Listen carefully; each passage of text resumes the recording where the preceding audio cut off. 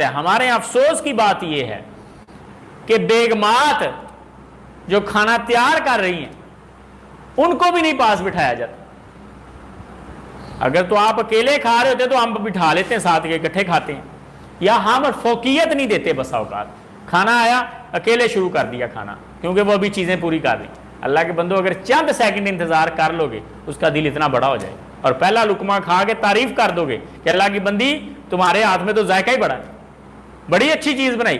बाद में खाना खाने के बाद इस्लाह के लिए चाहे एक दो चीज़ें बता दो, लेकिन उसकी खैर है। लेकिन पहला लुकमा खाते जब आप मुंह टेढ़ा करेंगे और कहेंगे नहीं मज़ा नहीं आया, बट कढ़ाई से खाया था, हो मज़ा तो उसका था, उसने कहना फिर बट कढ़ाई वालों के साथ ही शादी कर। तो हज़रत साहब ये बात याद रखें, तारीफ करें, उसका इंतजार करें, उसको अपने साथ बिठाएं, बीवी को अपने साथ बिठाएं।